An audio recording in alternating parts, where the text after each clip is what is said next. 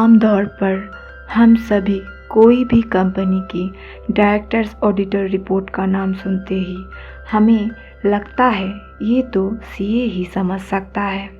इसीलिए आज हम आपके लिए आसान भाषा में डायरेक्टर रिपोर्ट में क्या लिखते हैं कंपनी के डायरेक्टर समझाएंगे। अब आप ये सोचेंगे कि हम आम लोगों को क्यों जानना है, ये तो सीए का काम है। ये भी हम आपको बताएंगे। डायरेक्टर की रिपोर्ट पढ़ने से कंपनी का अंजर पंजर जान सकते हैं।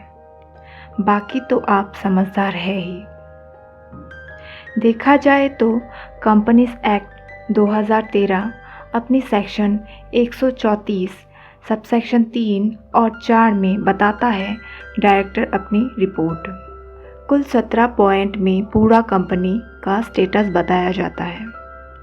ये 17 पॉइंट से काम नहीं हो सकता, उससे भी ज़्यादा लिखना पड़ सकता है। वो कंपनी के स्टेटस के हिसाब से लिखा जाता है। अब ये 17 पॉइंट्स क्या क्या है? इसमें डायरेक्टर कंपनी का एनुअल रिटर्न संक्षिप्त में वर्णना करता है। पूरे साल में कितने बोर्ड मीटिंग किए गए, डायरेक्टर्स अपनी रेस्पॉन्सिबिलिटी बताता है। तो इंडिपेंडेंट डायरेक्टर अपना डिक्लेरेशन देता है। फाइनेंशियल ईयर में कितने डायरेक्टर्स अपॉइंट हुए, कितने रेम्यूनरेशन दिया गया, यानी कितना पैसा दिया गया डायरेक्टर्स को।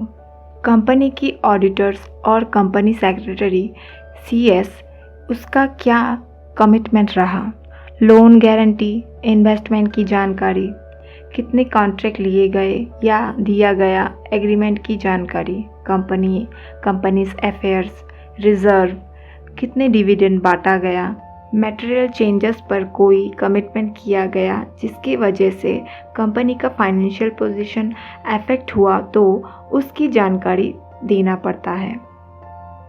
नया टेक्नोलॉजी फॉरेन से कितना इनकम और एक्सपेंस हुआ, CSR मतलब कॉरपोरेट सोशल रेस्पॉन्सिबिलिटी के तहत कितना पैसा खर्चा गया, बैलेंस शीट का समरी और हाईलाइट, बिजनेस में चेंजेस है तो वो भी मेंशन होता है। डायरेक्टर्स के डिटेल्स और की मैनेजरियल पर्सन पिछले साल कोई नया हुआ हो तो उसका डिटेल्स, पब्लिक से कोई डिपॉजिट लिया गया हो तो उसका विवरण मोटा माटी कहा जाए तो ये पूरा फॉर्मेट होता है जो कंपनीज एक्ट 2013 में बताया जाता है। ये सारे पॉइंट्स डायरेक्टर्स को कवर करना ही होता है। इतने में हम आपसे आज विदा लेते हैं। मैं हूँ रिंकू। वीडियो अच्छा लगे तो लाइक कर सकते हैं। चैनल को सब्सक्राइब करके आप हमारा मनोबल बढ़ा सकते हैं। धन्यवाद।